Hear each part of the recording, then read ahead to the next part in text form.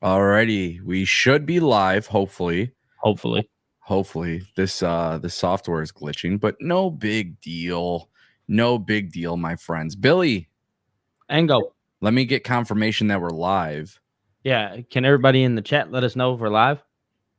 I hope it is. It looks like we are, but let me just double check. Right. Let me. What a botch, right? What a way to start. Right. Okay, perfect. Yeah, we're live. All right, Everybody, cool. welcome. The Ango show is here live with Billy and Ango. And if I don't sound excited, that's completely capped because I was very, very, very, very excited about tonight's WWE Raw. But Billy TKO is here to join me. Yes, sir. Billy, we just watched WWE Raw, the first WWE Raw following Royal Rumble, and there is a lot to discuss. Yes. A lot. And I wanted to discuss a lot with you, but before we could talk about that, I think I'm seeing a Lions hoodie. Is that what I see? Yeah. I'm listen. All right, before we dive into the show, everybody, I get it. The Lions, they lost. I understand. Everybody's gonna call us losers. They're gonna call us what they want. But guess what, Ango? Guess what? It don't matter what those people think. You want to know why? Because MCDC is the man. Woo! Yes, sir. All right, baby. Let's kick things off with a blaze. Let's go. WWE Raw tonight, in my opinion, was exceptional. A very, very good. A very good episode of Raw. A lot of things I liked. There was something that I think a lot of people are torn about on social media, and I absolutely love the idea of talking about this. Obviously, the title of the stream, Cody Rhodes challenging Seth Rollins. Is he going to face Roman Reigns? Is he going to finish his story? A lot of people are trying to argue with me and tell me it's not logical. We're going to talk about that in just a little bit because if there's anything I've learned, it's not to overreact to booking decisions by Triple H. And truth be told, it's an exciting thing because I think WWE has done a really good job, especially with the Triple H era.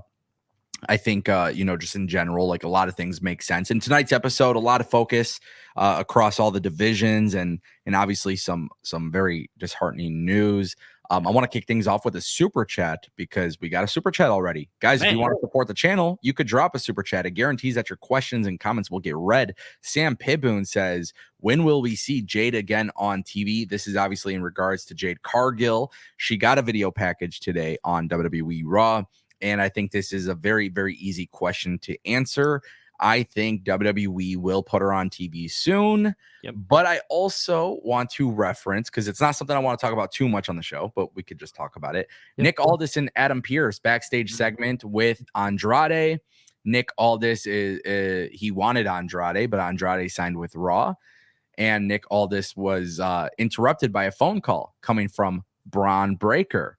And obviously, that's a tease that Braun Breaker is coming to SmackDown, which I think WWE will play into some sort of storyline with Adam Pearce and Nick Aldis trying to sign Jade. And I like that. Yeah, I was going to say, I really think that the whole storyline with the GMs in general is outstanding stuff. It makes for good television. And to all the people that don't think that, I'm sorry, you're wrong. That is compelling TV. When I get drama, that's drama. Like, come on.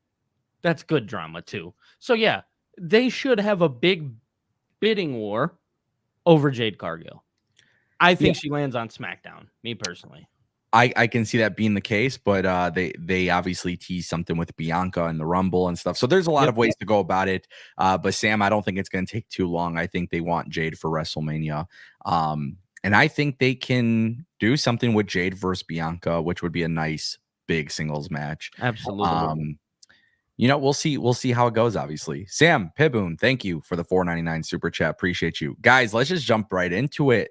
WWE Raw kicked off tonight with a major surprise. And no, CM Punk didn't technically kick off the show. WWE made a major change today.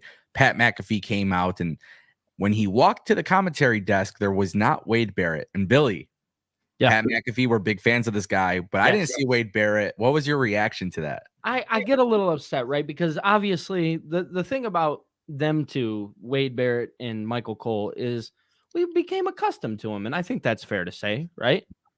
We became accustomed to the two. They were fun. I enjoyed listening to Wade Barrett, and I can imagine he's going to go over and replace Kevin Patrick on SmackDown. To which him and Corey Graves I'm going to now have to get used to. And I know Michael Cole and Pat McAfee. And one thing that I did notice that we talked about before stream was that it felt a little off in the beginning. Yeah. Pat McAfee didn't seem all the way there. And then later in the show, you kind of seen it pick back up. And I was like, okay, all right, this is good. You know what I mean? So definitely happy to see Pat back on my TV on Monday nights. And I also love seeing Pat on my Saturday mornings too. So it doesn't matter where Pat goes. I'm a fan of Pat.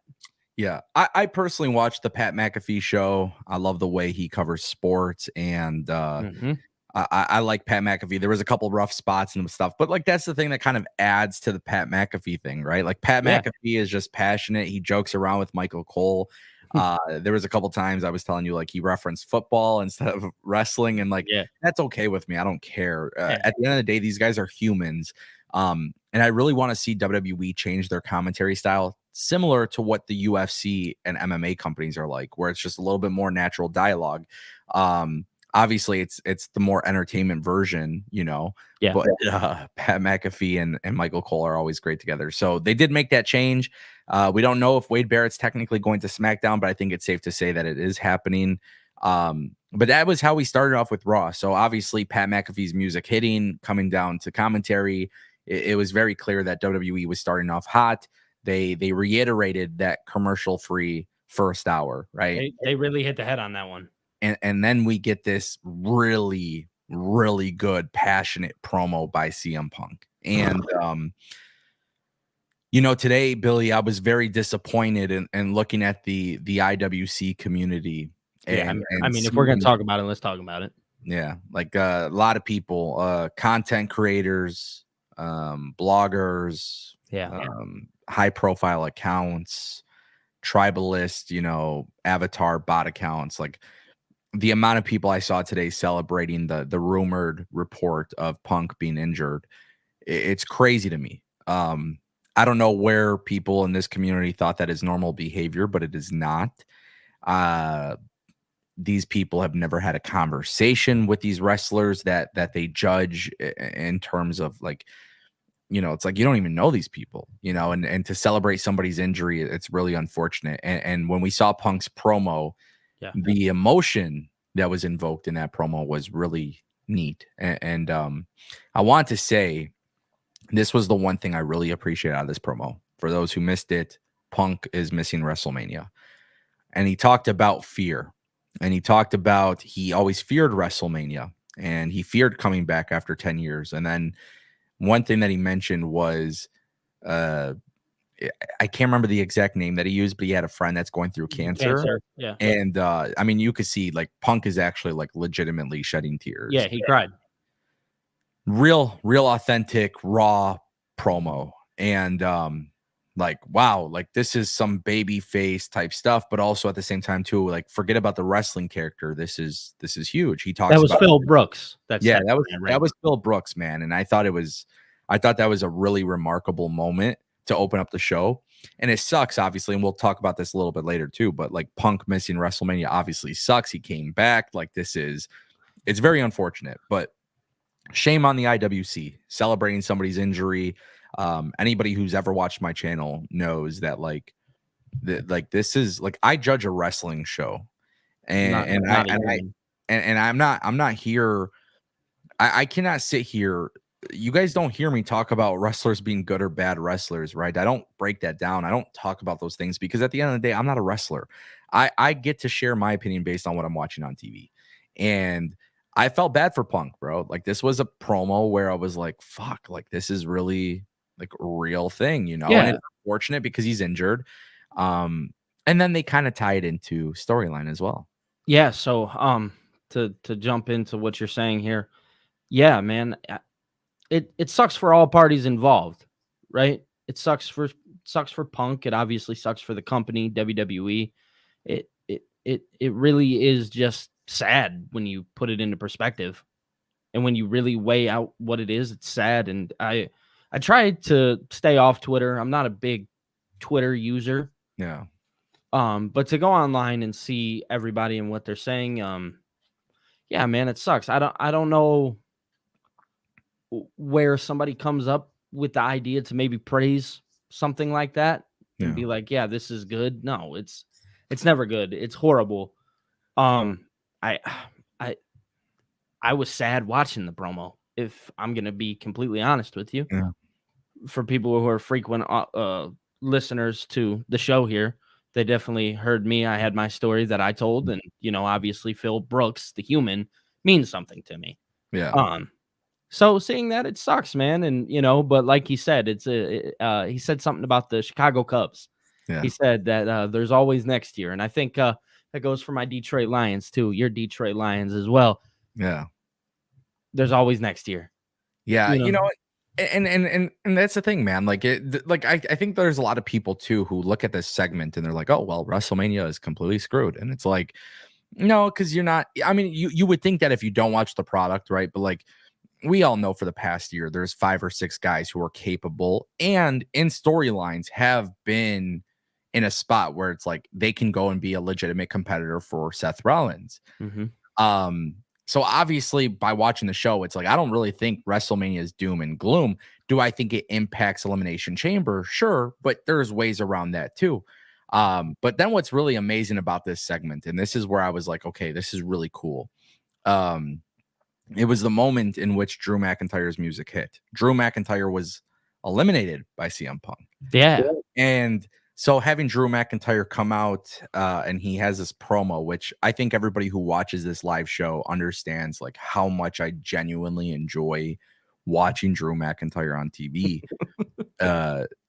He is absolutely incredible. And he delivers a line where he says something along the lines of, I'm going to live your WrestleMania dream again. But also he said something about, I prayed that this would happen to you. Man. I targeted you. I did all of these things to you. And holy shit, you just took a very raw and real emotional promo and then used this moment to further Drew McIntyre's character development. And he did it in such a dark piece of shit way where I'm like, again, it's logical, right? We could talk about logic. My big thing in wrestling is logic, and Drew's whole character and everything he does every week. I'm going to keep saying this. It's logical, but it's also funny because I've been saying, he's kind of like a tweener in a weird way. Yeah, I will say this though. I will say this though. You're starting to see the shift, and it's happening. Yes, fast. Yes.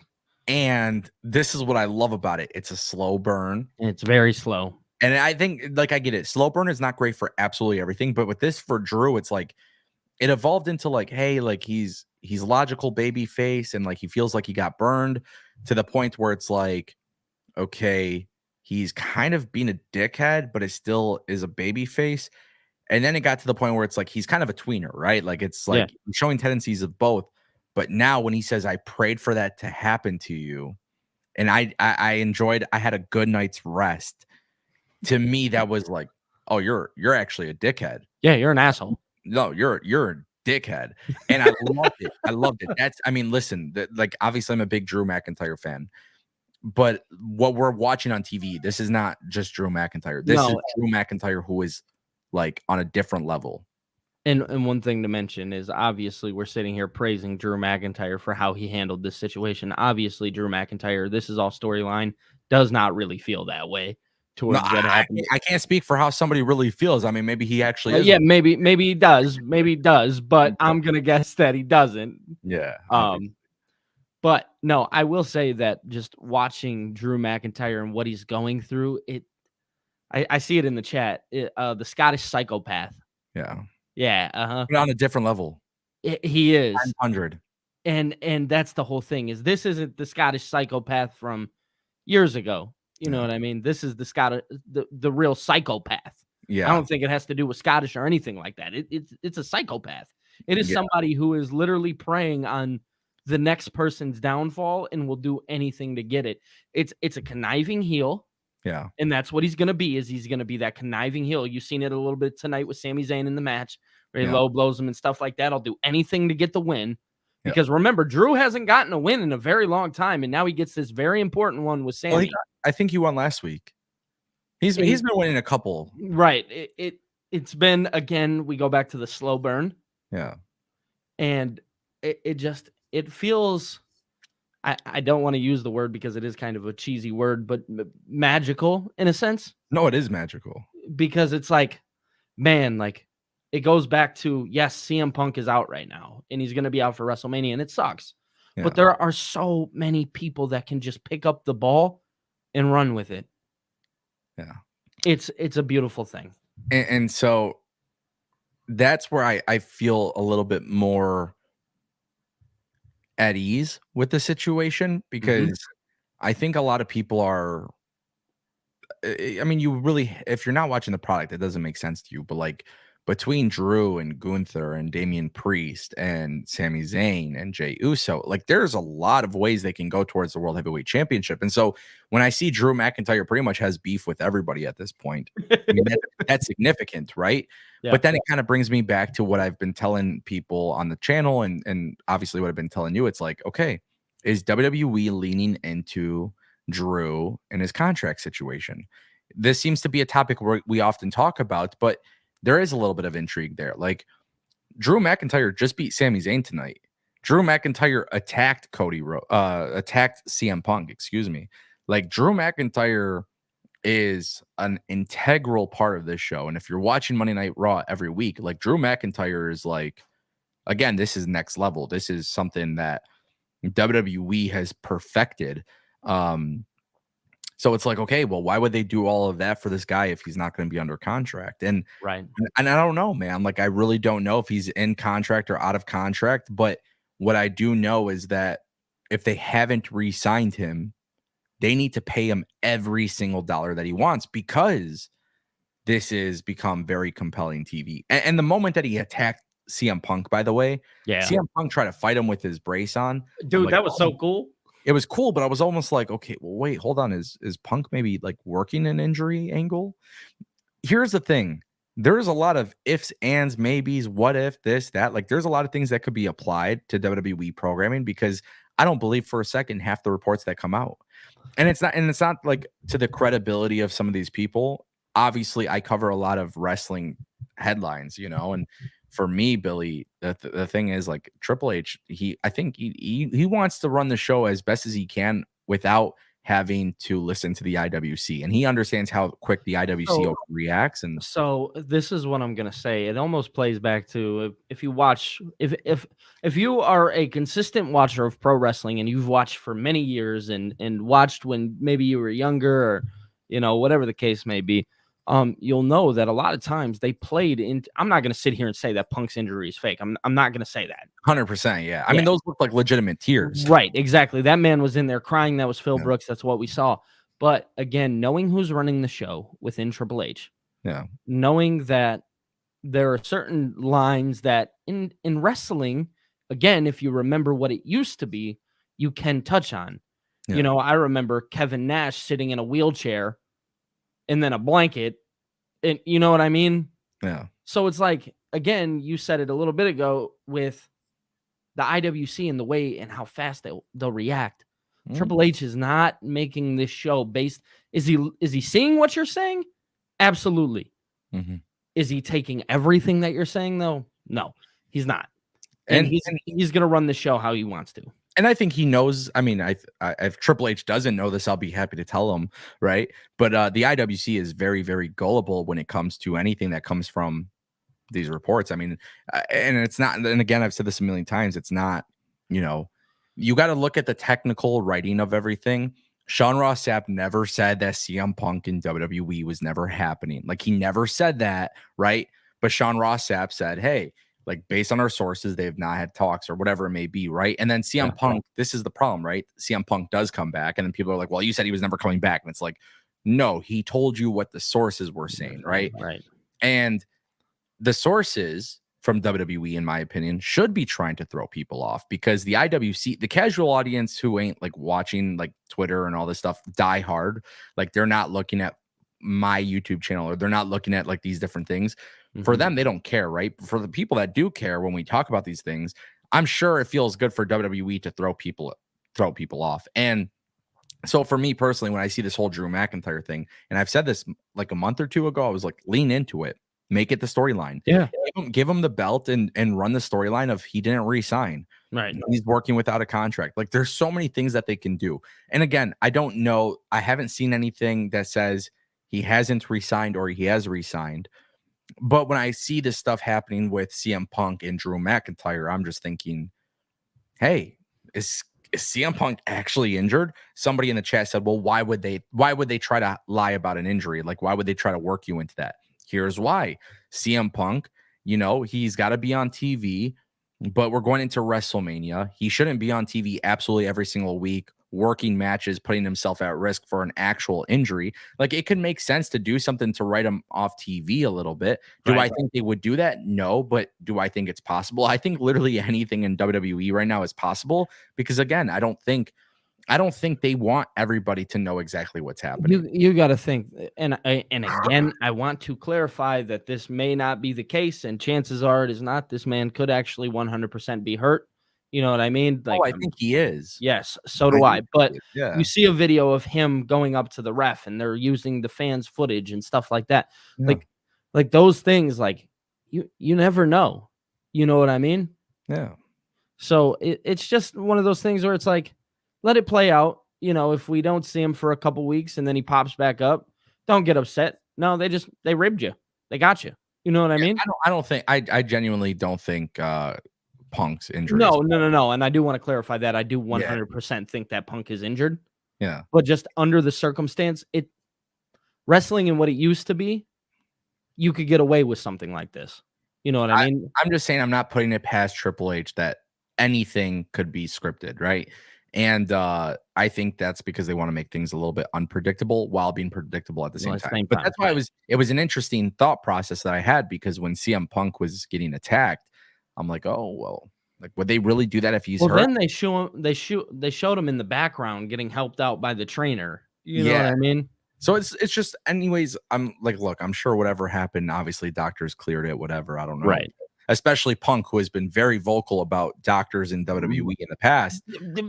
I didn't even think about that up until now. Nobody did. And that's why I'm just saying, like, it's always an interesting twist. You never know. I think he's legitimately injured, but if he got cleared from the doctor to take the bump, because people got to remember, from the time that he reportedly got injured, he was still wrestling the rest of the match. Right. But at the same time, but it also could explain why people felt the match at the very end in the Royal Rumble was kind of off. It would make sense. Yeah. That's what I'm saying. Like, with this whole Punk thing, it was just one of those moments where, I don't know. I'm not a doctor, so I'm not giving you guys any insight from a medical standpoint. But what I would say is, like, I think they said tore tricep. I don't know. I don't know how that works with a tore tricep. I've never had one. I don't know what physical abilities or limitations you have. I don't know. But what I would say is, when he was getting his ass beat, it actually set up a really good moment, because WWE, again, revisiting something massive, which was Drew McIntyre and Sami Zayn. Yep. So Sami Zayn, he takes out Drew McIntyre. They start brawling and stuff, and then the main event is set up for the end of the night, which is great. And we'll talk about that a little bit later. We did get another super chat from Denisha Lane for $1.99. She says, Ango, do you think Drew and Sami at WrestleMania? So I'm glad this super chat came in, Denisha, because I did want to actually talk about WrestleMania, which is what everybody's freaking out about on social media today, which is Seth Rollins and Cody Rhodes. Let's talk about it. So let's talk about it. Let's have a conversation about this. A lot of people believe that WWE, because of Punk's injury, they are pivoting away from Cody and Roman to Cody and Seth. And I'm not saying this is impossible. I'm not saying it's not happening. I'm not saying it's going to happen. I'm judging based on the TV product and based on what WWE is doing and what WWE has done and what I see on my screen. In order for me to correctly assess this, I have to preface everything by saying my two eyes and my two ears were glued to the screen when this segment happened. Okay? Cody Rhodes talks about WrestleMania. Seth Rollins interrupts him, and Seth Rollins says, that he wants Cody Rhodes to pick Seth Rollins for WrestleMania instead of Roman Reigns. And the reason why he says this is basically he's making a plea with Cody Rhodes that the World Heavyweight Championship is more of a dusty championship. It's the workhorse title. It's the blue collar championship. You know, Rollins is a working man. They brought this belt in because Roman's never there. The Roman belt is the Hollywood belt. It's the Hulk Hogan belt. It's the part-time never show up belt, like that type of thing. And so Seth Rollins logically says you should pick me because this is more of a Dusty Rhodes belt than anything. And obviously the crowd reaction to this is kind of interesting because people don't want to see Cody like not finish this. They don't want to see that. They want to see Cody finish the story. And so I see a lot of people on social media arguing about this. Now, Billy, correct me if I'm wrong. Mm-hmm. When Cody Rhodes responded to Seth Rollins making this plea, did Cody Rhodes say, "You're right, Seth, I want to face you at WrestleMania"? Nope. Did he say, "No, Seth, I want to face Roman Reigns"? Nope. Can you tell me what Seth Rollins said? Or I'm sorry, what Cody Rhodes said. Excuse me. We'll see. I have to think about it. We'll see. I'll have to think about it. We'll see. Absolutely. So let me just play into this. Okay. There's two or three factors I want us to focus on, and I'm just gonna pull open the phone because I kind of wrote down some bullet points to just keep me on track. I like it. Because you see, Billy, a lot of people are saying that this is WWE pivoting from Roman and Cody. Yeah, let's go ahead and have this discussion. So I'm curious how they're pivoting from Cody or Roman. Quite a few people are saying that Cody Rhodes changed his mind all of a sudden because Seth Rollins said, "Pick me." So a couple things I want to factor in here. You guys could tell me if you agree or disagree, but let's talk logic. Seth Rollins lost 3 matches to Cody Rhodes. Seth Rollins lost 3 matches to Cody Rhodes. Cody Rhodes' whole story has never been about getting back to Seth once Seth won the belt. The whole story has always been Cody and Roman. Is there a chance that maybe Seth Rollins, without telling everybody, could be acting like a heel at the moment? There's a couple factors for this. Why would I think so? Since Cody Rhodes has been back in the WWE, he has never been heel. He's always been a babyface. Seth Rollins has been a heel in the WWE before, obviously. But then he became this champion, and he's obviously been a big babyface, right? Mm-hmm. But Seth Rollins has a lot of heelish tendencies because he's been a heel. It's in his past. It's in his blood. It never goes away. Despite the fact that WWE is telling you he's a babyface and he's acting like a babyface, can they be gearing up towards Seth Rollins being a heel? Why would Seth Rollins want Cody Rhodes to pick him? Well, for one, the most logical reason is it's the WrestleMania main event. Mm-hmm. For night 2. Yep. We know this, right? So what do you get if you're a main eventer? You get more money, you get more fame, you get more of all of these different things that Seth Rollins would want. Why else would Seth Rollins want Cody to verse him instead of Roman Reigns? Do you think Seth Rollins really gives a shit about what the belt is like? If Seth Rollins is a heel, if he were to turn heel, it would make more sense for Seth Rollins to want Cody because he's guaranteed the main event. He doesn't have to play second fiddle. He doesn't want this title to be treated as a secondary title. He doesn't want himself to be overlooked as if he's not good enough or on the same level as Roman Reigns. Seth Rollins wants this not because he wants anything for the belt. It's really for himself. Mm-hmm. If he were to turn heel.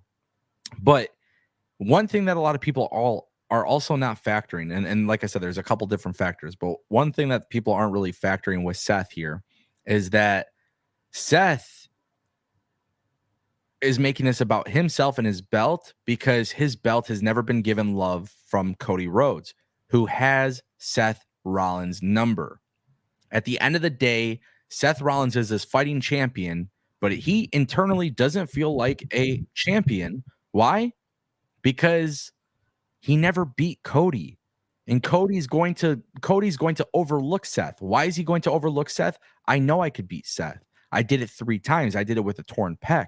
I need to beat Roman Reigns because I didn't beat Roman Reigns. The story for the last year has always been Roman Reigns. So, can I hop in? Go ahead. I want to ask a question, not just to you, but to everybody in the chat as well. Hit me. Imagine you're at your workplace, your everyday 9 to 5, right? Imagine you've been there for years on end and you've been busting your ass for the company. You've been putting in the work all day, every day, right? Yeah.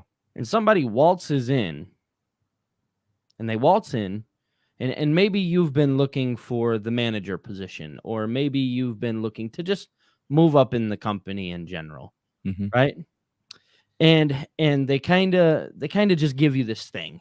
They're like, hey, here's this quote unquote, I'll never forget what people were calling it, consolation prize. Here is this belt.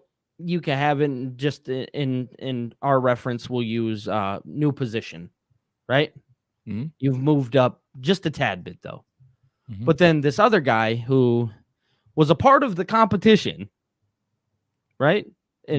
Competition was there, and he was putting on for them, and then waltzes back in and gets every single opportunity that you had but failed at.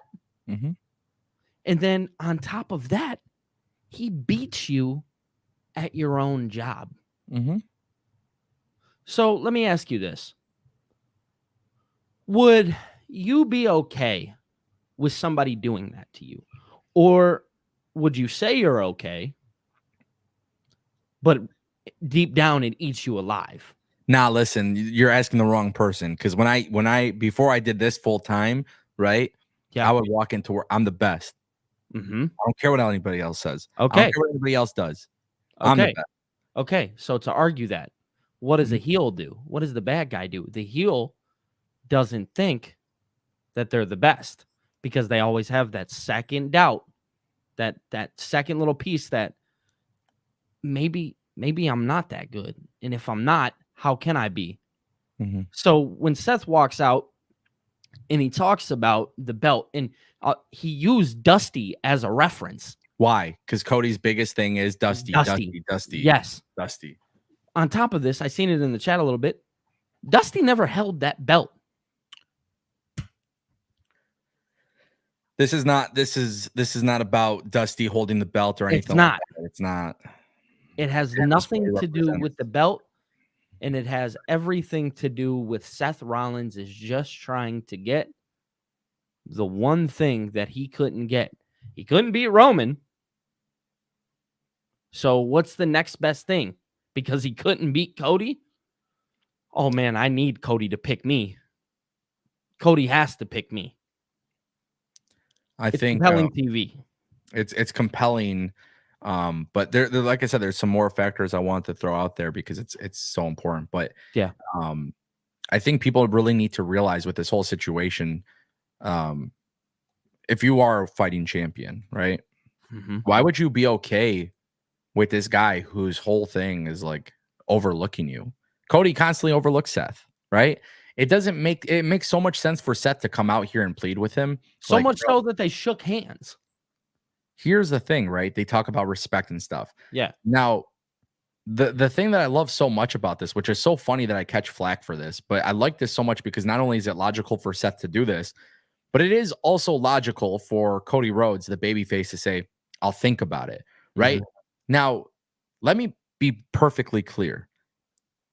People are ruining their own experience watching wrestling by saying, oh, well, this is WWE pivoting because of CM Punk injury.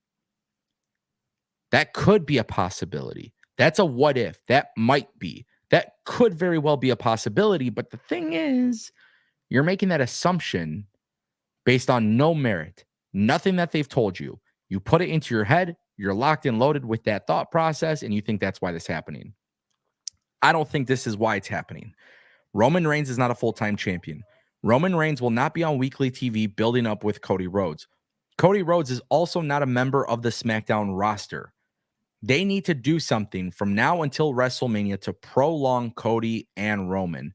This is just one episode, right? This is just one episode. They can't do this every single week. But Cody's whole story has been about Roman. Seth Rollins said some very good possible reasons as to why Cody should choose Seth. Mhm. However, Cody has always been laser focused on Roman. If you use common sense, and this happens to everybody who's ever lived, right? There comes a time in your life where there's something that you are so sure on, and you immediately react and go with it, right? And you may have made a mistake by overthinking or overlooking the potential other possibilities. To relate it to Cody, Cody immediately won WrestleMania, pointed at the sign, then pointed at Roman Reigns, right? Instantly. Yep. Instantly. Cody Rhodes, just like many other humans, may have jumped the gun without possibly thinking about the other thing.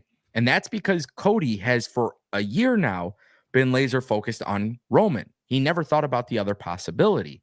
And I like this because it's logical. Yeah. Now here's the thing. Let's see exactly what happens. Because if WWE leads with Cody and Seth Rollins, as much as logical as Seth Rollins' plea is, it is the dumbest decision that they can do. But Billy, you know why? I do know why. Because there's 6 other people on Raw that can fight against Seth Rollins. And you want to know who one of those people is? Who? Please tell me. Drew McIntyre. Ah, wow. And it's so crazy because I think I'm pretty sure 99.9% positive before CM Punk came back, I was speculating and fantasy booking Drew versus Seth, right? So my point that I was trying to make was this entire time that Seth is making his plea with Cody, it makes sense for Seth to do it. And what's even better about this is that it makes sense for Cody to say, I'll think about it, because just like many other people, you have to make the right decision. Do I think this was a smokescreen? Yes. Do I think this is Triple H and WWE saying, ha, ha, ha, we know you want Cody to finish the story, but now we're going to play with you a little bit. Why? Because you're going to make the moment so much more impactful. And that's what this is to me. I think if you use logic, this is WWE saying, hey, this is to make Seth feel like part of the conversation, right? Yep. Which, as you should, because if there's if you're everybody wins the Royal Rumble, why is it a foregone conclusion? It's the same thing with Nia Jax and Rhea Ripley and fucking Bayley on TV. You do this on purpose to make it feel like, hey, she could actually choose one of the two. They are just doing shit that they used to. They are just doing shit that they used to do, and the fans have forgot about it because they've been conditioned to other shit before. Yeah. Triple H is just doing shit that they used to do back in like 2006. Yeah. He's just bringing it back to TV. That's it. Like, you know, continue. It's insane that all these people come out here and they're like, yeah, I'm a wrestling fan. Are you? Because he's just doing the shit that he used to do. If people look at the factions, right? I'm going to kind of shift gears here, but it's all going to lead to one point. Look at the factions, right? You see these factions on TV. People don't realize Evolution, right, came up by Vince McMahon. It had everything to do with Triple H. So what does Triple H likes? Factions. Okay, right? He likes factions. That was his idea. So here's the thing, though. Let's not talk about factions. Let's stay on point with Seth, right? If you're a champion and you're guaranteed the main event by the Royal Rumble winner choosing you, right? You're guaranteed the main event. You're guaranteed the biggest marquee match. You're guaranteed the press. You're guaranteed the money, right? Because you're in the main event and stuff like that. Why would I ever be content with me getting looked over? You wouldn't. You wouldn't. So it makes sense for Seth Rollins to come out there. But let's go back to the heelish thing, right? I've said for a while, I think Seth turns heel after WrestleMania, right? It makes logical sense. I think this completely went over people's head, but I think Seth Rollins is doing this for himself because he is selfish at the end of the day. He's always been a selfish wrestler. His whole gimmick is him being selfish. That's a prick. It's the crowd singing his song. It's there to fill his ego. He needs Cody to boost his ego at the end of the day. So what I think is very, very clear is that this is smokescreen. This is another way to extend the slow burn. Cody has faced adversity. We have faced a ton of slow burn with Cody and Roman. But I stand on business. I said this last year before WrestleMania 39.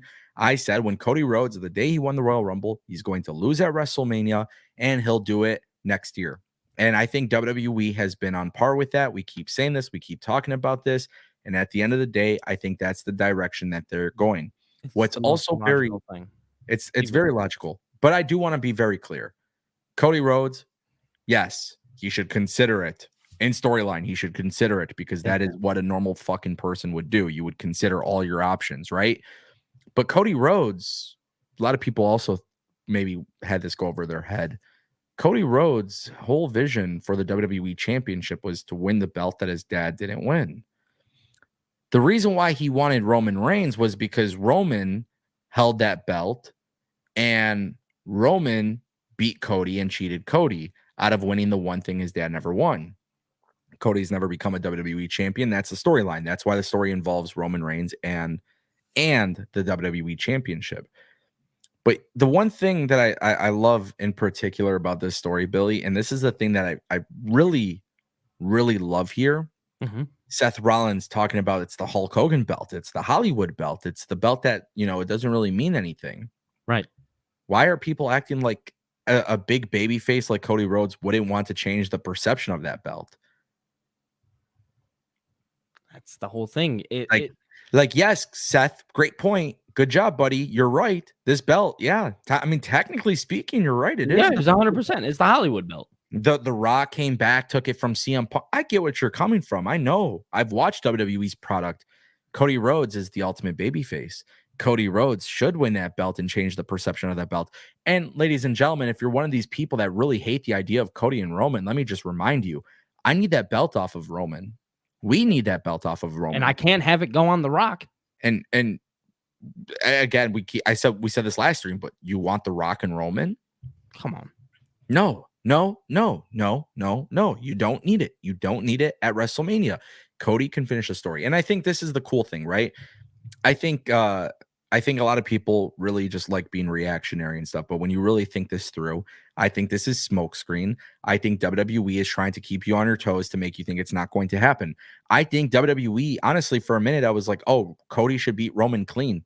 Nah, I think the fucking whole bloodline should absolutely suck at WrestleMania. They should all let Roman down. Cody should beat Roman Reigns. Cody has a little bit of a justification for how he dropped the belt, but at the same time, too, you make Cody Rhodes Super Cody, who destroyed the bloodline. He took care of Solo. He took care of Jimmy. He took care of Roman. He fucking won the belt. He's the Superman of WWE, and he's going to bring prestige to that belt. Like Seth Rollins said, Roman fucking ruined it. Cody's going to save the day. Cody is a superhero. That's what it is in reality. To me, that's how I look at it. And I think it's going to happen. I think Cody Rhodes versus Roman Reigns still happens. Seth Rollins and Punk was not the plans before Punk came into the company. Triple H has clearly had long-term booking. So any person who's sitting here like, oh, WrestleMania was ruined, bro, Punk just came back 2 months ago. You're telling me Triple H didn't have plans with Damian Priest and Drew McIntyre and all these guys? That just tells me that you're not watching the product every single fucking Monday, because clearly they've been building and building and building. Punk came back. Okay, we can go with this instead. Punk getting injured fucking blows. Denisha, to answer your question, Drew and Sami is a wonderful idea. Or you can have Drew versus Seth, or you can have Gunther versus Seth. You can do any one of these things, and based on what we've seen on TV, congratulations, it all makes sense. Everything's logical. Everything leading up into WrestleMania is logical. You hit it right on the head. Yeah, I mean, Punk was never slated for WrestleMania 2 months ago.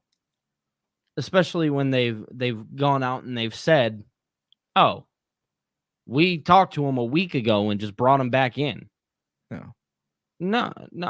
Triple H has a plan. People need to trust the process. They need to understand where this is going, where this is leading. What is the real mission here? Does it suck? Absolutely. One thing I'm going to say is that I think my logic here is that we may actually see night one of WrestleMania be Bayley and Io Sky. Yep, I was just going to say that as well. I do think that now with Punk being injured, that you can have, and it pays respect to the Royal Rumble winners. Yep. It pays a lot of respect to say, hey, If you've won the Royal Rumble, you will 100% be guaranteed the final match on the card of WrestleMania, because that's the whole point of the Royal Rumble. It is, who are we going to invest in the absolute most to put on this TV show? Cody Rhodes winning the Royal Rumble tells me that he's main eventing night 2 of WrestleMania. He will be the last match that we see on the card of WrestleMania. And there's only one person big enough to go face to face with Cody Rhodes on that night. Yeah. Night 2. And it is Roman Reigns. And I've seen a lot of people speculate that, a triple threat match, blah, blah, blah, with The Rock. Don't need it. Don't care. Rock, it's really not complicated. Wrestling fans, it's myself not complicated. included, all of us included, we all do this. We overbook it and like really complicate things. But Cody versus Roman night 2, night 1 needs a main event. And now, Billy, you did bring up Bayley. Yeah. They use the verbiage main event, WrestleMania main event. Yep. Now, you're going to have a lot of people debate this, right? But with CM Punk being injured, do you keep Seth Rollins as the main event for WrestleMania? Or do you follow along with the verbiage of the Royal Rumble? Because here's the thing, and this is going to come down to preference, right? Yeah. There's 3 matches right now that I can say 100% can main event night 1. So first one was Justin Kennington's super chat. Gunther versus Seth, title for title at Mania. 1,000,000% based on television for the last year. Both of these guys can main event it, and title for title does make it really, really big marquee match. And it makes it a marquee for the Intercontinental Championship. That's just me throwing it out there. So, but I want to point this out, though, because this part is also very important. A lot of people aren't factoring this in. WWE uses the verbiage main event. WWE, historically, we don't know how Triple H will do, but historically, sometimes being the main event is also the co-main event. Or, we've heard this whole thing where it's like, we have 4 main events on this pay-per-view. Well, it's funny because technically, if you put it into perspective, CM Punk actually did main event a WrestleMania. If you're gonna use the verbiage that way, that's what I'm saying. On a technical scale, I don't know. WWE could be kind of funny with that. That's one of the things I don't like about WWE. But I think you can argue Gunther versus Seth. You can argue Drew versus Seth. There's 4 matches: Gunther versus Seth, Drew versus Seth, Bayley and Io can main event, which, by the way, will be a phenomenal match. Both of them can go in the ring. And by the way, that's a storyline that's been told for the last year. And it's been on my TV. It's been on my TV. It's a big marquee storyline. It's a big reason why SmackDown's great. But you can also go Rhea Ripley versus Becky Lynch, which they've planted the seed several months ago, but now you would start building to it. See, I still think that you 100% go with Bayley and Io. I stand by that. The winner, and honestly, if you want me to be 100% honest, I even think you do it without Seth and Punk. I know that's big, but when you think about the Royal Rumble and you take it back to what it once was and all of those things, and I know I use the past a lot, but I think it's just what I was used to when watching wrestling when I was younger. You know what I mean? It's that when somebody won the Royal Rumble, they would go on to main event. You know what I mean? It would be the last thing that you see on the show. And I really think that Bayley, number one, earned it, right? And is earning it currently.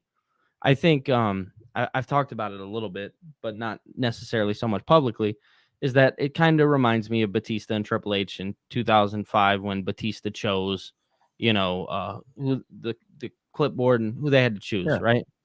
That same story, I think, is about to be told with Bayley, and it's so simple and it's so captivating, and it's fun and it's exciting. And I know we talk about Gunther versus Seth, and we talk about Drew versus Seth, and we talk about Sami Zayn versus Seth, or Jey Uso versus Seth, and I get all of that, right? And I think they're all fair arguments to main event. But I just think at the end of the day, if you're going to respect that match and what it really means, Bayley should 100% main event night 1 of WrestleMania against Io Sky. The story is captivating as well, and they're making it more captivating as time goes on. Look at Bayley.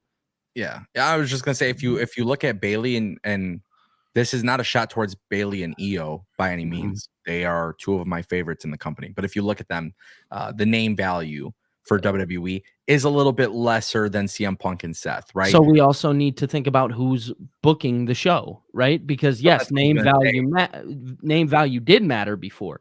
With But Vince McMahon, it was all marquee. But at the same time, too, Triple H has the big marquee match for night 2. So this is the thing that I do like about having 2 nights of WrestleMania. Look You at have night one, the first last year. you have night 1, night 2, tag team championship match main event in night 1, right? And so that was very significant, which is why I would be totally cool with Io versus Bailey main eventing, 100%. I think Triple H, perhaps maybe even Endeavor, when they brought in CM Punk, it was like, hey, we have to go with this, which I can understand that, right? Right. Yeah. But what I would actually do if I were WWE, Punk will be back. I think this would be a really good long-term fantasy booking. Have Bailey and Io main event night 1 or Rhea Ripley and Becky main event night 1. Either one I think will be great for a lot of reasons, right? Yeah. And WWE will obviously have a tough choice, but any one of those can main event, right? Yep. Let the women main event this year, night 1. CM Punk comes back, he should win the Royal Rumble. 1,000,000% CM Punk should win the 2025 Royal Rumble. Let him win the Royal Rumble. Let him go tell his story. Let him do it. And you know, this kind of sucks, right? The summer of Punk is essentially over this year, right? I mean, it depends, right? Because can he come back beforehand? Will he? I mean, those are questions that have yet to be asked. Don't know, but obviously he'll come back as a major babyface. But what you can do is have Punk win the Royal Rumble, right? Go to WrestleMania main event. He could get his main event next year. Next year, we'll see what happens. I'm sure if Cody's champion by then, he's got to defend it to somebody. I don't know. It depends what the belt looks like, because you can always do CM Punk, which obviously we got to factor in championship reigns and stuff. But yeah, and how long they should last and stuff like that. WWE did something tonight, Billy. You didn't notice it. I didn't notice it until after the fact. Last week, CM Punk said, Cody, will we still be friends? Whatever, after Royal Rumble. And then CM Punk. They didn't interact tonight. No. They didn't interact in the promo. But CM Punk mentioned him. He did. I would like to wish you a congratulations, stuff like that, right? Yeah. Well deserved. You earned it, right? Which is cool. But Cody never answered Punk. He never came out and said, oh, get well soon, buddy. We're still friends. He didn't acknowledge that portion. I bring this up because if you want to do Cody versus Punk next year at WrestleMania, which, by the way, Cody dropping the belt to Punk would never be a bad thing, in my opinion. But you can always have Cody and Punk next year at WrestleMania main eventing. Punk gets to finish his story, right? You can do something along those lines, right? Yeah. And what's cool is the women don't have to be impacted this year, because maybe next year they won't have the opportunity to do a women's match in the main event. I don't know. We can't fantasy book and guesstimate what's going to happen next year. But Punk coming back, winning the Rumble, turning heel to eventually defeat Cody, that's how he had to finish his dream. That's how he had to make his reality better. He had to be a heel, which I think would actually be great, compelling TV. Punk being a heel, Cody being a babyface. Right. And I think you could play off into the fact that Cody never came back. You could play off to the fact that Cody never said anything about respecting him and having that friendship. CM Punk just got injured. So what would be the reason for Punk coming back, winning the Rumble, turning heel, and facing Cody next year? It's, hey, I had enough respect for you to congratulate you. You never called me. You never texted me. Right. Yeah. It's simple. It's simple stuff. And that's what I'm saying. It's very long into the future, and I don't want to go too far into the future. But what I'm saying is, for a lot of people who are thinking about this segment, they are not in a situation whatsoever where you need to panic. And I truly believe that Punk's injury does not change course for WrestleMania. The fact that so many people are scared about this, they're putting it in their head. But I just want to reiterate this for the 1,000th time. If Cody chooses Seth Rollins, I will be very disappointed. I'm just saying, I mean, because there's 2 options in my mind for next year. If we're going to fantasy book, I'll just go ahead and throw my matches out there that I possibly think. Okay, you want a fantasy book? Let's fantasy book.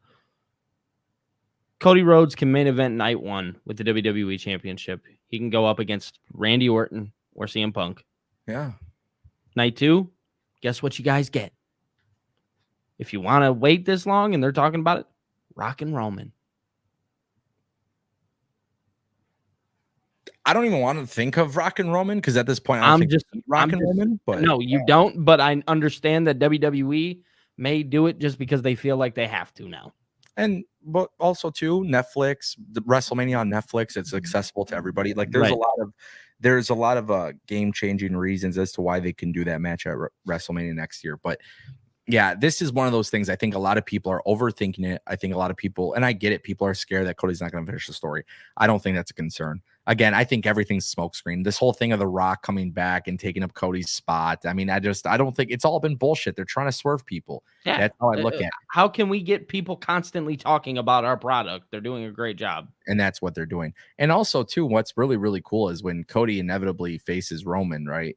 Mm-hmm. When it's inevitable. And Cody defeats Roman. Yeah. Oh, Seth couldn't beat him. He didn't choose Seth. He beat Seth. Cody beat Seth. Cody beat Roman. Seth couldn't beat Roman. Seth didn't get chosen by Cody, who beat him 3 times. Seth has never had the chance for him to come back and get his win back. Yeah, it justifies a heel turn for Seth Rollins, which I think Seth is in need of a character change. I don't know, guys. Maybe I'm just fucking incredibly smart at using my brain, and this is all one great theory that just sounds really realistic. Or maybe it's me just being optimistic and hopeful that WWE is not going to fuck me this year by giving me Cody and Seth instead of Roman and Cody. But at the same time, too, if this is the route that WWE goes, I would be very, very fucking disappointed. And then I truly, genuinely mean that. I would be very, very upset by that decision. It'd be underwhelming. Not underwhelming. They can have a great match. They can do some great stuff there. I'm not saying it's going to be bad storytelling or bad setup or bad match or anything like that. I'm sure it'll be fine. But what I just wasted a year on was Cody and Roman. For what I've seen on my TV.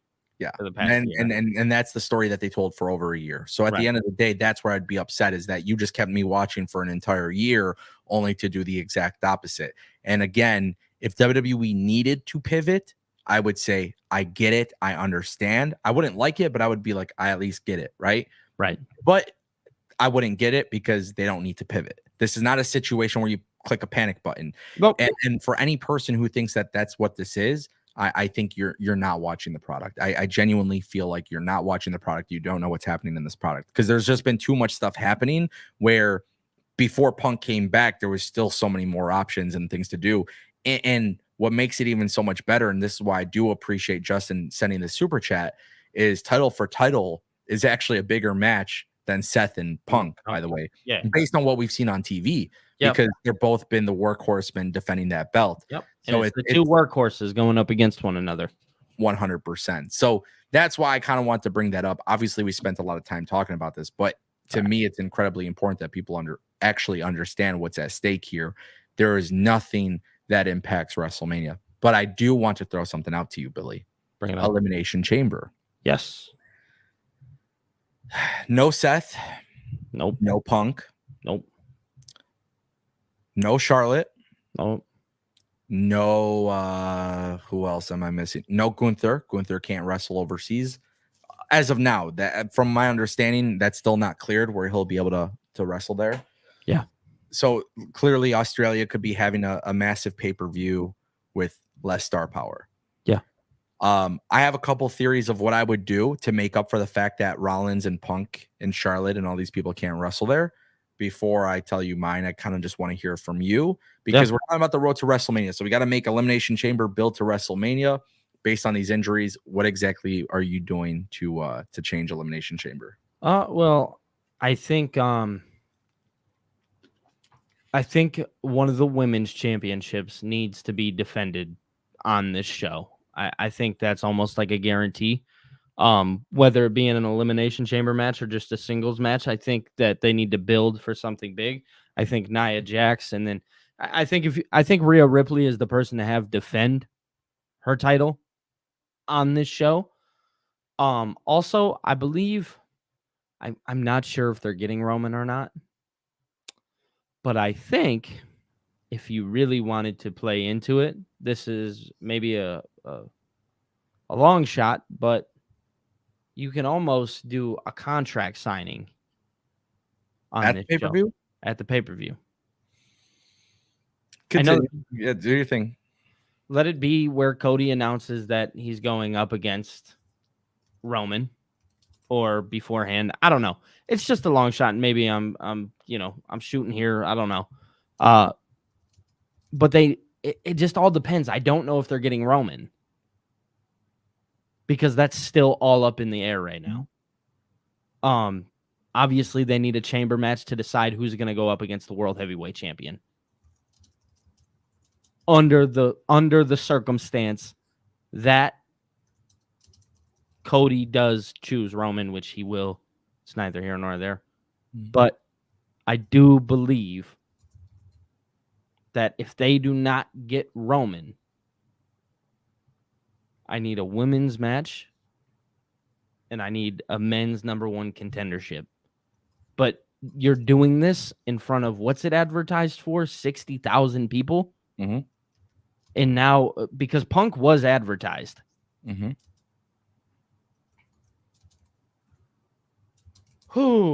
Yeah. It's all up in the air in my personal opinion. I truthfully, it's kind of not having Punk as a curveball. Okay. Elimination Chamber. This is what you can do. And then we're going to kind of tie it into WrestleMania. Okay. Elimination Chamber, Nia Jax versus Rhea Ripley. Nia Jax has been, I'm happy to say this, but she has been booked very well and she's performing very well. Very strong. Very, very well. The booking has actually been really good, but it's not even just the booking that's good. Like, I notice a lot more difference in Nia Jax's performance since coming back. Like, kudos to her. She's I don't know. Training. She's not even just training, but just like way more. She looks way more comfortable there. She looks great. Nia versus Rhea. Rhea Ripley doing some incredible stuff with Nia. You get the big baby face reaction, right? It's in Australia. Mm-hmm. Then at Elimination Chamber, you got to have a men's chamber match to set up Seth Rollins' WrestleMania opponent. This is where you have Drew McIntyre. You have Damian Priest. Even though he has the Money in the Bank briefcase, you do put him in Elimination Chamber because he guarantees himself the match if he wins, right? You got to have some credible names. Absolutely. You're going to put Sami Zayn in there. You're going to put, at this point, you should put in a couple dark horses, right? Ludwig Kaiser would be kind of fun because he's, they want to showcase him as a singles guy as well. So you could put Ludwig Kaiser. You can put Bronson Reed if you want. I would do a singles match for Bronson Reed personally, because obviously he's from Australia, but you can do things like that. My problem is that just last week, or what was it, 2 weeks ago with Bronson Reed, that they said he was going for a title. Yeah, now, I'm hoping that leads into Seth. Well, he lost to Jey Uso. Right. Obviously, if Seth is not wrestling at Elimination Chamber, Bronson Reed can't do anything other than go for the Intercontinental Championship. Mm-hmm. We'll have to wait and see kind of the direction that they go. But with Elimination Chamber, you keep it to 5 or 6 matches. You have the Women's World Heavyweight Championship. You don't have to do Io Sky because you got to do a Women's Chamber as well, right? So the Women's Chamber should not be Nia Jax. Like, she can't be in that match because she's getting her chance, right? Mm-hmm. But the women's match, this is where you showcase your women. And thankfully, WWE, they're having a couple women that are having a hard time getting over, but they're really good talent. And if anybody who's ever watched Candice LeRae wrestle in the Indies, this would be a really fun match, right? Yeah. So you can do something with Candice LeRae, Mi Chin. You can do Zelina Vega. You can do who else? I mean, literally just based off what you've seen on TV.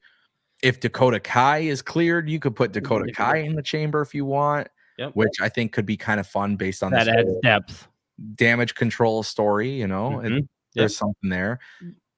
You have opportunities. If you want, if Raquel is cleared, she could come in there.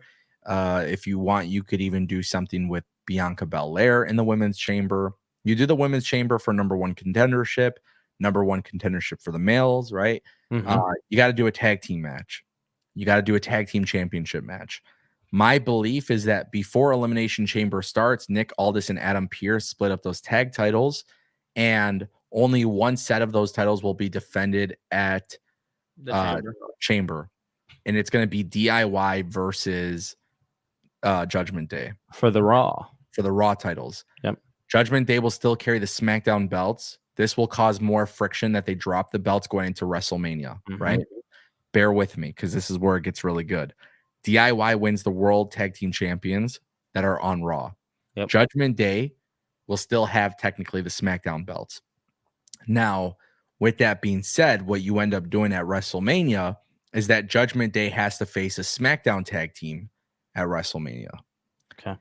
Then you have Judgment Day drop those belts to a babyface tag team on SmackDown. Could be the Street Profits.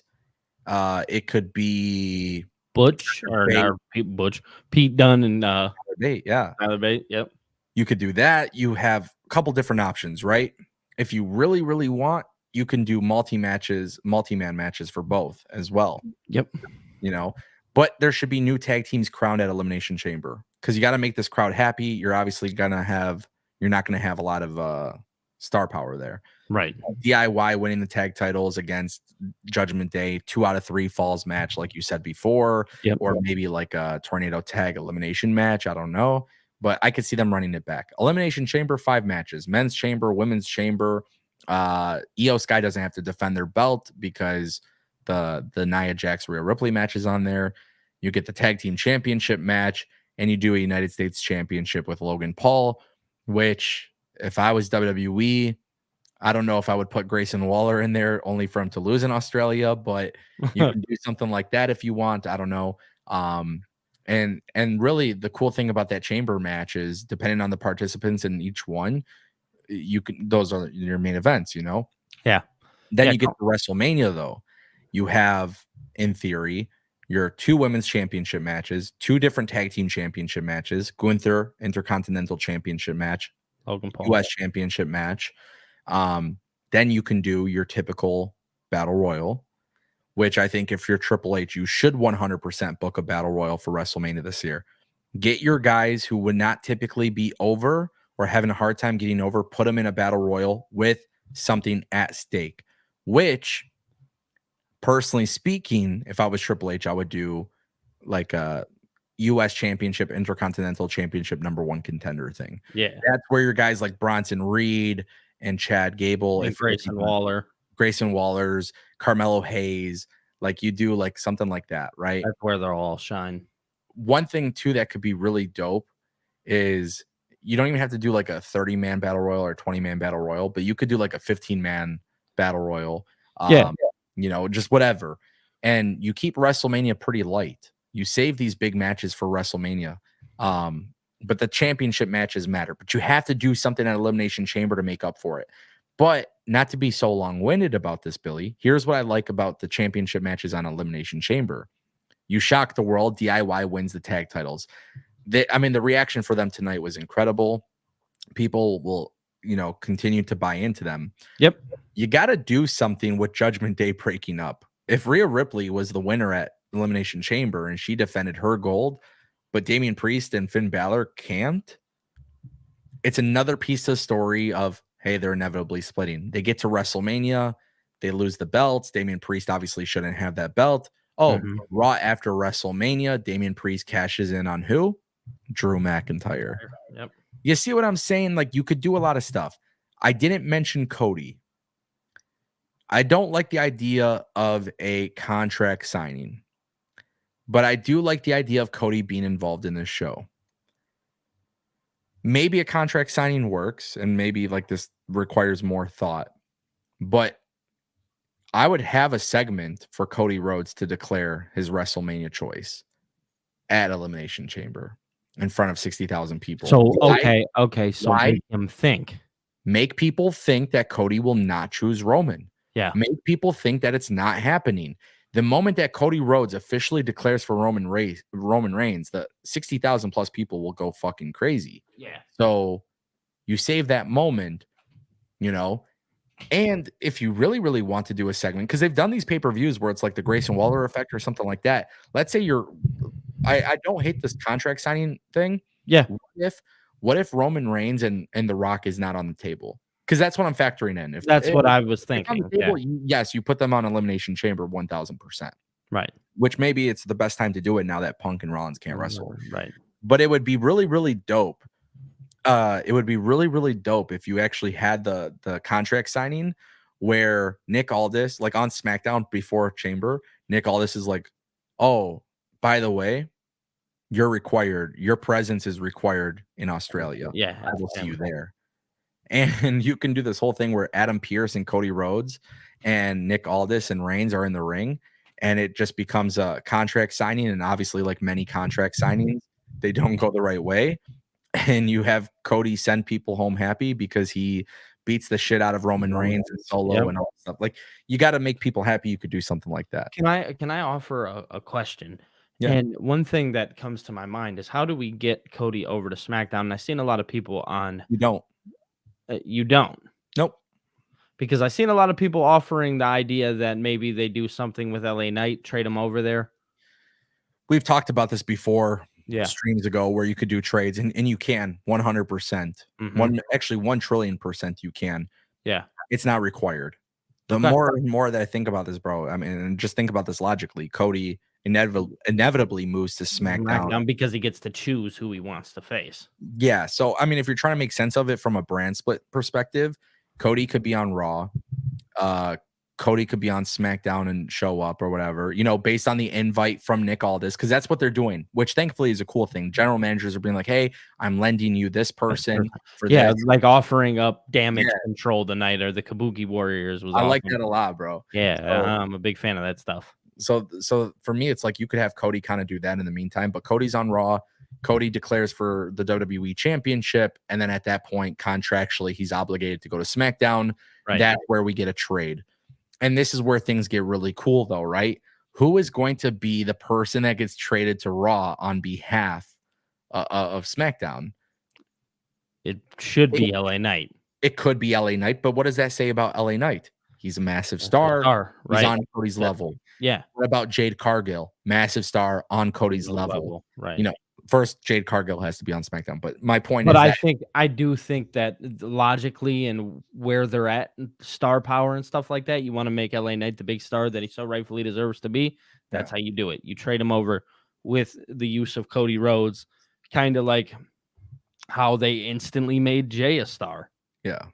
You know, because when Cody announced Jay, it felt like, oh man, like Jay's a big deal. Yeah. You know what I mean? He's coming over here as a single guy, and Cody made that seem big. So they do the same thing with LA Knight.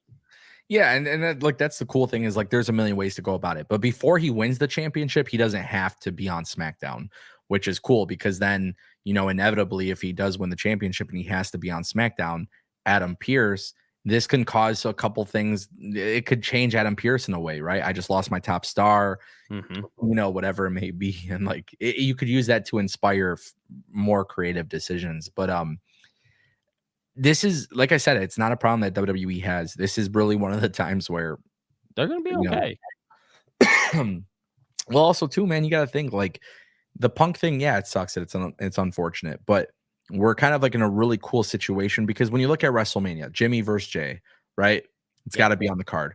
Tag team championship matches, the best way to do it to get more people on the card, multi-man matches. Why? We saw what happened last year. WrestleMania, Seth Rollins main event or no main event, it doesn't matter. But I think they should really lean into Seth Rollins not main eventing. That should be, honest to God, that like to me, that's a really big thing for Seth Rollins this year. Lean into Seth Rollins not main eventing. Do it. Lean into him not main eventing. Give it to the women. It causes a big reason for Seth Rollins to turn heel. Yeah, right. WrestleMania 41, Seth Rollins and CM Punk, you know, you can do that. Like you can do something where they main event if you want. If you want, you don't have to, but you could. But it just right now there's so many options. Of course, and who knows what the product will look like a year from now. But there were some other things on the show that I kind of wanted to talk to you about. For sure, and we are definitely going to get to that. But I do want to read some super chats first. So Rick Corrales for $5 says, do you think that's what Heyman was doing by telling Jimmy he's the real hire to the head of the table? I mean, the downfall of the bloodline. And Rick, this is a great question. I always think about this interaction between Paul Heyman and Jimmy. And obviously when you factor in Roman and Solo and like the whole group, to answer this question very simply, I think Paul Heyman is not going to be part of the bloodline much longer. And I think the best part about this is when we talk about CM Punk coming back and getting his main event, he's going to need a wise man of his own. And the person to help facilitate that could be no other than Paul Heyman himself. Yeah. So there's a lot of cool things that they could do with this, but I think Jimmy and Jay and Solo Sikoa and Bloodline, like this whole issue with them, it's the end is coming.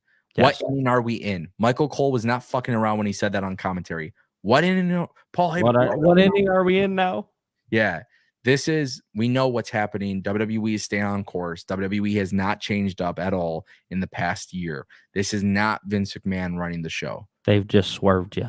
That's it. Yeah, and that's all this is. Everything that WWE is doing right now is to make you think what you know is what false. You think you know is actually false. And the cool thing is, I like that perspective of storytelling, because for me, how many times, Billy, did we talk about potential winners for the Royal Rumble? Oh, they could do this, they could do that. Yeah.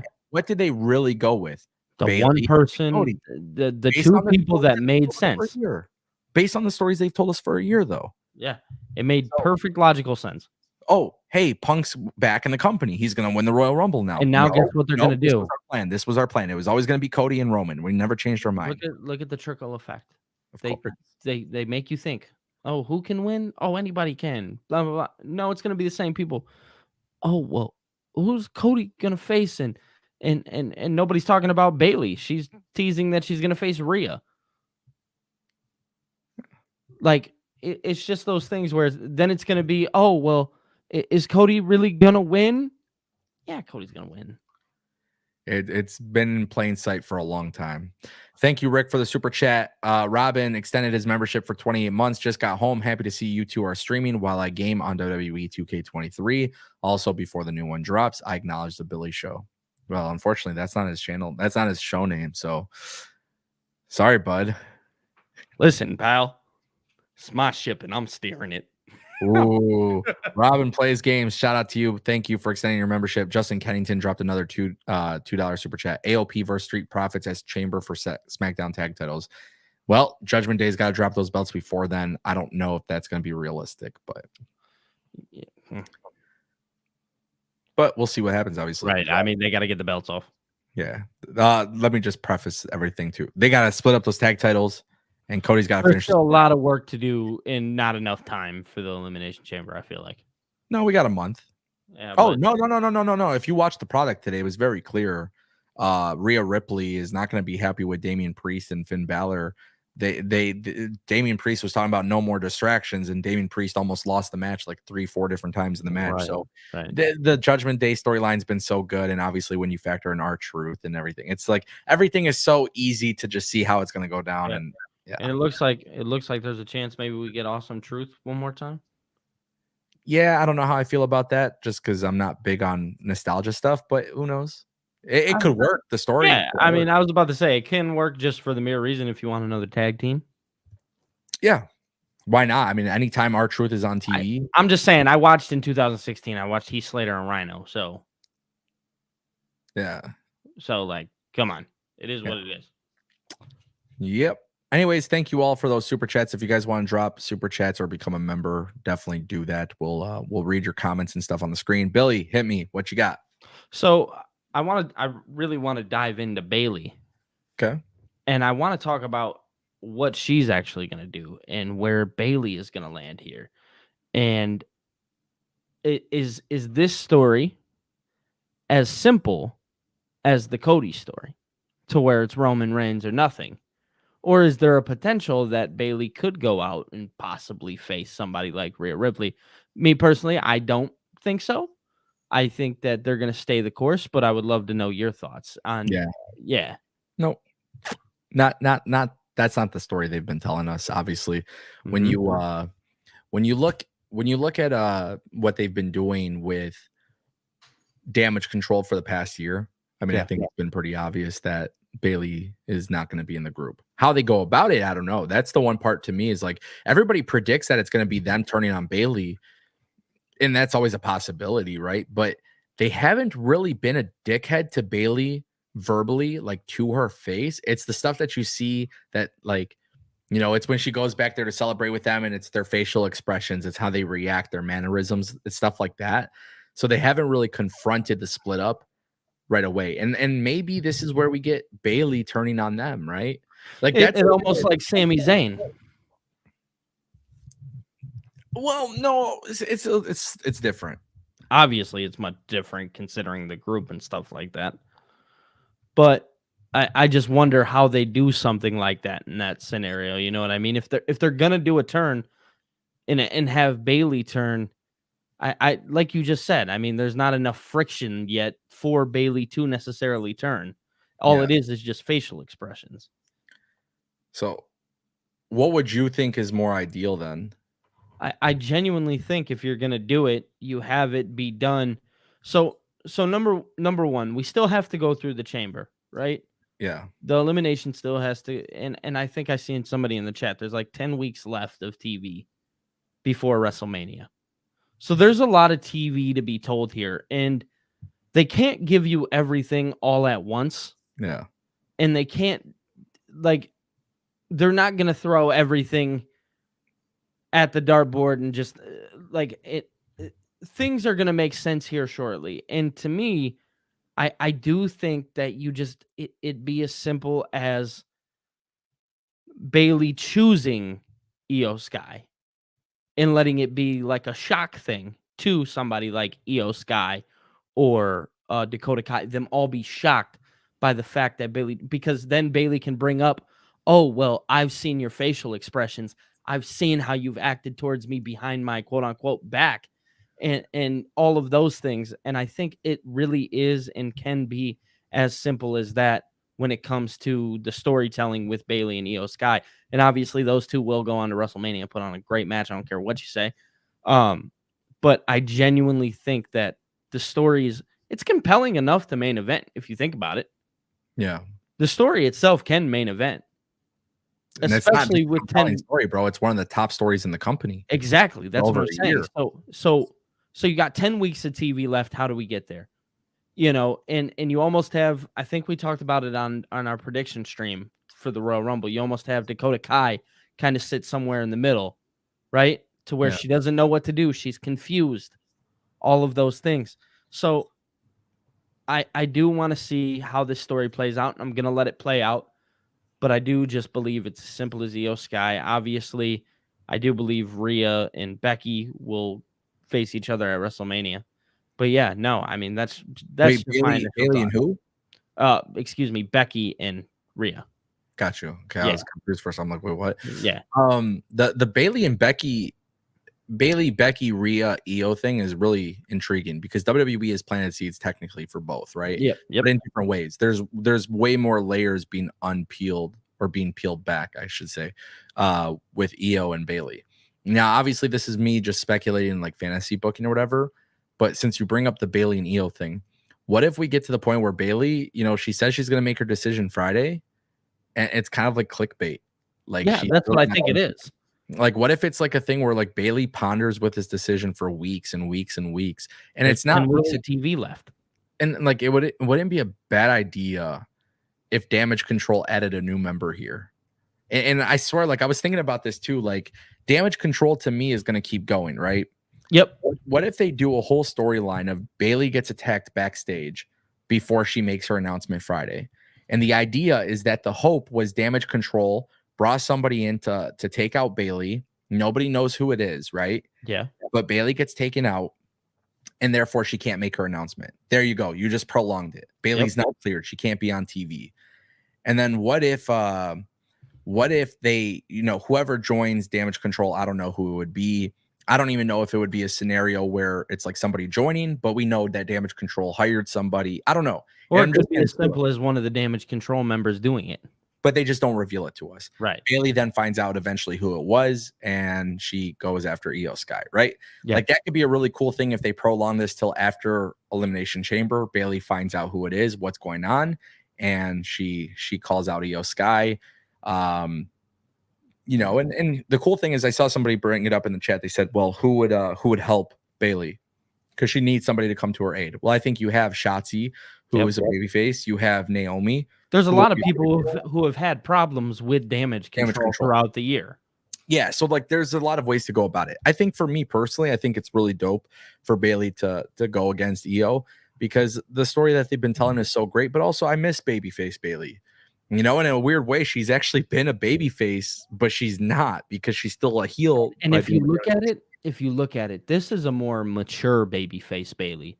This isn't hugs and I love yous babyface run. No, this is a real babyface run. Like, this is somebody who I'm gonna legitimately take serious as my champion. This is somebody who I can get behind just for the mere reason of, damn, you've just told me a really good story, and now I want to believe in you. Well, Bailey, I mean, it just goes to show you how great Bailey is, right? But I think what this really does long term is look at how Bailey has been. Like, I see this on a personal level. Like, when I watch this, I'm like, man, she's really just been making everybody look good for the last few years. Yeah. Bailey didn't get talked about as much as Sasha and Charlotte and Becky, right? But Bailey, if anything, I can argue had a greater contribution to like growing the division. And obviously Damage Control. I mean, look at what she did for Damage Control. Like, that was massive for the women's division. We seen that on a show where nobody expected it. It wasn't leaked. It happened, and they turned it around like crazy, right? Yeah. Do you remember how bad it seemed at first? But I loved it. I marked out because I'm a huge NXT guy. I've watched these women outside of WWE. But do you remember how slow it was, is what I'm trying to get to. Like, the whole Damage Control story took a really long time for people to get behind. So here's the thing, right? Mm-hmm. Just like anything else Triple H has done, this is actually a perfect example of reconditioning people. It takes time. Yeah, Triple H, absolutely. That was one of the first things that Triple H. That was like the step and the sprinkle to it. Yeah. So I think the Bailey thing is like a really unique situation. But also, let's throw this in, right? Let's throw this little factor in. Mm-hmm. Let's say my fantasy booking is completely wrong, and Bailey just says Friday she's going to challenge Rhea Ripley. Let's just say she did that, right? Yeah. Technically speaking, until a contract signing, no match. Nothing's official. So they can always try to swerve people until, like 4 weeks out or something like that. And then the contract signing's official. I don't know. I'm just saying, like, there's a lot of things that they can do with that. Like, she could announce that she's going to face Rhea next week, and then the following week they could go into, oh, well, they're going to do something with Rhea and Bailey. There's just a lot of things you can play into and prolong it. Yeah, this is also WWE's way of getting talent on both shows without breaking the rules of a brand split. Making it make sense, which is nice. It's nice having a brand split or a brand split and then having people travel over to shows and it all logically makes sense. Yeah. A lot of excuse me, a lot of things that they can do. Yeah. Which obviously makes it fun. And it's definitely one of the matches I'm excited about because in the last year they've done a lot, and it's like I always go back to the WWE and Julia thing, right? Like, WWE's bringing in Julia. There's a lot of rumors that Julia is going to go to NXT. Can that be a fake report from WWE sources to make you think Julia would never show up on SmackDown? Now, would she get this massive pop like she's famous or something?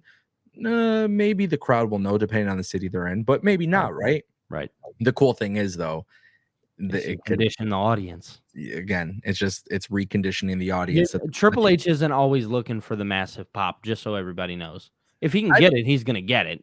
Triple H has shown us that, like, Vince's WWE was always the moments. Right. People wait for the moments. Triple H is like, oh, you were expecting the moment right now. Why was the Sami Zayn bloodline story so effective? You didn't know when it was going to happen. Right, exactly. That's what we're seeing with the bloodline. That's what we've seen with Judgment Day. That's what we're seeing with Damage Control. So, like, that's a really cool thing, in my opinion. And obviously, I like that. I did want to turn our attention to something else. Yeah. We kind of brought this up before, about the Nick Aldis thing backstage segment with Adam Pearce. And I just want to bring this up. Andrade's on Raw. We don't really know the direction for Andrade on Raw. Very interesting time for him to return right before WrestleMania. What do they do? They'll probably put him in the chamber match. I don't know. But they made it a big deal that he joined Raw. Cool. Braun Breaker's calling Nick Aldis. Braun Breaker's coming to SmackDown. I need to get first your opinion on Andrade being on Raw, but then I also want to hear from you and your perspective of Braun Breaker going to SmackDown. What do you think is the play there? Andrade going to Raw always made sense in my eyes. I always thought Andrade was a Raw player, and I thought it was really funny when he said he told Nick Aldis, he said, "Hey, make sure to say hello to Zelina Vega for me." That was a cool little callback. I'm big into callbacks. But I will say that my perspective on Andrade is that's a legitimate guy to, eventually maybe go up against somebody like Gunther. To me, I look at him like he's a serious player on Raw. So that's just adding more depth to your roster. And then the play into Braun Breaker, right? Mm-hmm. The play into Braun Breaker was so interesting because there were so many little pieces to it, and I think it goes to what we talk about over here, and that's the GMs and how much sense it all makes, right? Like, oh, you got a guy? Pfft, watch this, I got a guy too, and how legit they make it. It's almost like basketball teams, right? Like, oh, the Lakers got LeBron. Well, guess what? The Suns got KD. You know what I mean? Yeah. And it allows an argument for people to have about the two shows. Yeah. Oh, well, Raw has Andrade, Gunther. Well, SmackDown's got LA Knight, Braun Breaker. Do you see where I'm going with this? Mm-hmm. It's that it now allows both of these shows to, in a sense, both be an A show. Yeah. Because you're making the players on the show feel like A players all around. 2 years ago, Billy, I made a video. I want to say it was 2 years ago, maybe 3. Mm-hmm. But I made a video about why they need to bring back general managers and the fact that WWE should not be competing with other companies in this world because that's dumb. They should be competing within their own company.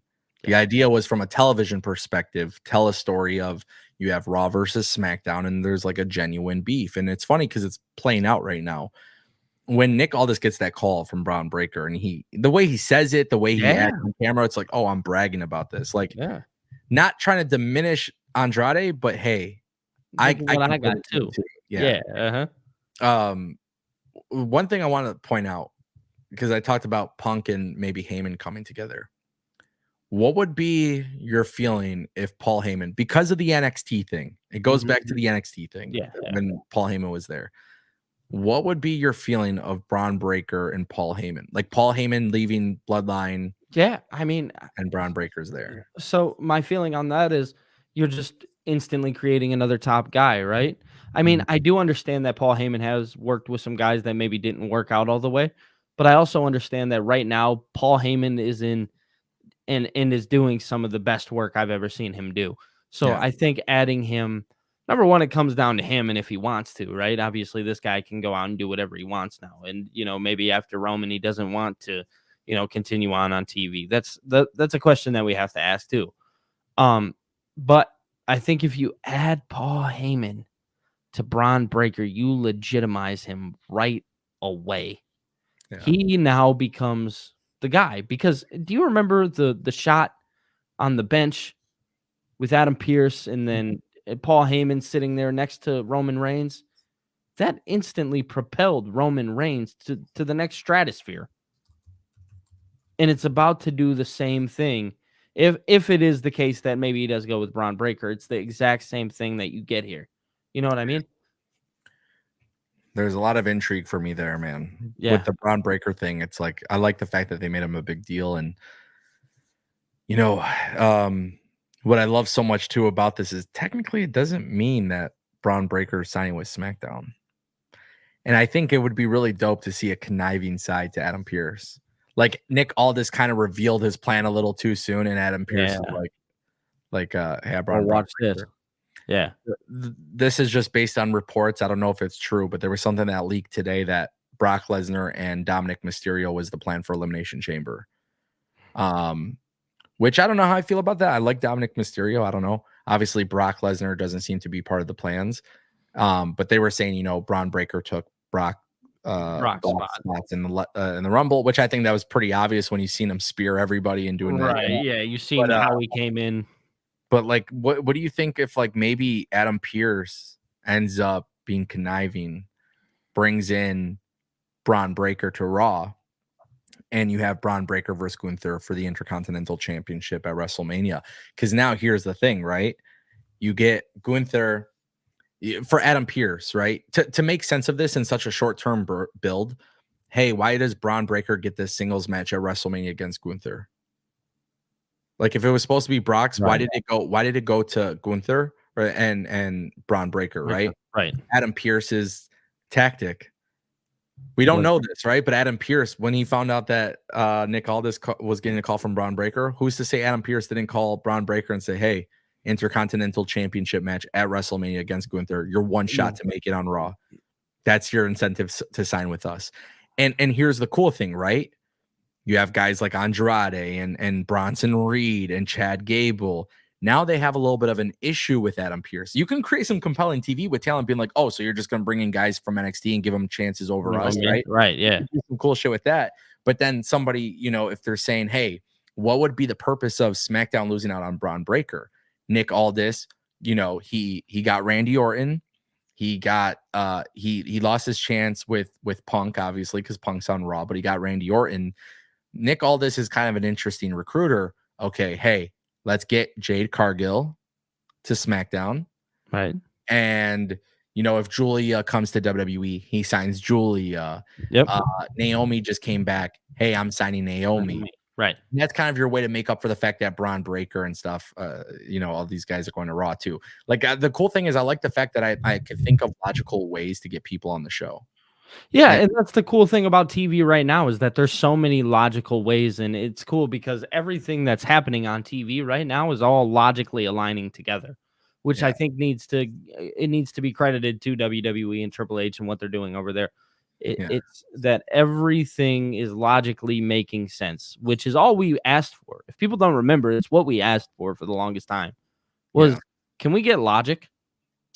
That's it. That's it. I have loose ends and be logical and stuff. And the cool thing is, like, I feel like tonight, bro, was a really good episode of Raw. Like, I don't know if I was expecting that because I just feel like this. Maybe it's just the mood with like WWE right now because of the social media stuff and just this talk of like so much bullshit. I don't know if that like dark cloud that kind of followed them, like if maybe I wasn't as optimistic for Raw, but it kind of felt like a really big episode and first hour commercial free.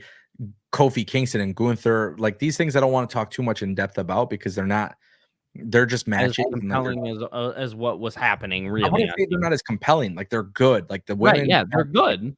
It just to me, it kind of felt like, wow, like this was a really solid episode. Great matches. The tag team match was great, but the storytelling was great. Having Damage Control on Raw was great, and Nia Jax and Rhea won't even make it to WrestleMania or something. Like just these little things was really cool. And then Sami Zayn and Drew McIntyre just really took the cake to cap it off. And I can get used to this, man. I feel like I'll tell you, and I'll say this a million times, but using Twitter while watching wrestling, regardless of the company, is just not fun. I stopped doing it. Yeah. I don't. I'll tweet after the fact, and maybe go on Twitter after this or something like that. And do my little tweets there and give my thoughts over there. But at the end of the day, you don't need to listen to another person's opinion on your TV show. I don't care to. I'm sorry. I know people come here for that, but this is all after the fact. You know what I mean? I don't need it while I'm watching it. I don't. I say this a million times. I'll keep saying it. My opinions on wrestling, my fantasy booking on wrestling, the stuff that I do on wrestling, not here to change your opinion, not asking you to agree with my opinion. Nope. Have dialogue and talk about things. Shout out to Mike because this is just funny to me. And honestly, who knows, man? Because these guys could actually wrestle. Yeah, they're both wrestlers. Let me just say this because I don't want somebody to take this out of context. I'm not saying put them in Hell in a Cell. But if they do ever go back to Survivor Series, like Raw versus SmackDown type shit. What a perfect match. Dude, not in Hell in a Cell, though, but just like let them wrestle once. Yeah, I'm cool with it. Almost like Eric Bischoff and Stone Cold. Bro, this is not even on the same level. This is different. Both former NWA world champions, dog. Come on now. Imagine Michael Cole on commentary with that. Bro. I don't know. Two former NWA champs. I'll keep it short and sweet. We're over an hour 40. It's almost 1 a.m. Yeah. Just really good episode. Two things I want to do. Shout out to David Decker, loyal viewer of the streams. Ango and Billy, my team and I are going to Special Olympics State Winter Games in floorball. So congratulations, David. Best of luck. Best of luck, David. Appreciate you guys obviously all coming around here. And the only other thing I want to say was Billy. Yes, sir. SmackDown. Cody potentially could show up. Cody could potentially challenge Roman. There's a huge fallout from Royal Rumble. Yep. Logan Paul, Grayson Waller, stuff like that. I just want you to tell me, what is one thing that needs to happen this week on SmackDown? We need to, and we've talked about it tonight, and I stand by that. We need to continue on this Bailey story. I don't think we need the answer right now. I have to see it. I have to see it play out. But to your credit, there was one other thing besides that I need to see, and I need to see my faction put together with Grayson Waller, Austin Theory, and Logan Paul. Give it to me. Will be interesting to see if it happens. They obviously had to tie into Royal Rumble. One thing I need to see from SmackDown this week. One thing. It's just like the one thing I'm asking for, okay? Okay. I need to see WWE go all in on the Final Testament. All right. I need to see them have a big splash and set up something big. And actually, there's one more thing I need them to see. That I need to see on SmackDown. We didn't get it on Raw. I need Nick Aldis to use his executive authority as general manager of SmackDown to set up qualifying matches for Elimination Chamber. Mm-hmm. Begin that process now, and then the following Raw, we get qualifying matches. Yep, I like that. So that's what I would do. I would like to see that. I want to see Elimination Chamber get the ball rolling ASAP because we're building for 60, 70,000 people. And got to do it. And there's a lot of cool things, obviously, follow up with LWO and all this different stuff. But I want to start seeing the build to WrestleMania truly come to formation. There's a lot of questions right now with Punk and all these different things. Let's get there Friday. Let's start getting the ball rolling, and that would be very big for me. So yeah. I agree. Ladies and gentlemen, that concludes our WWE Raw post show. Several hundred people stopped by. Awesome. So much love. Appreciate it all, guys. Thank you for sticking with us tonight. I try not to keep the Raw streams too long, but sometimes we just get into deep conversation and it just happens. Like that. I'll be back, I think, tomorrow for NXT. Billy? Yeah, I'm here. Cool, my friend. Ladies and gentlemen, Billy TKO on YouTube. Make sure you subscribe. YouTube.com/Ango. Ladies and gentlemen, we'll see you next time.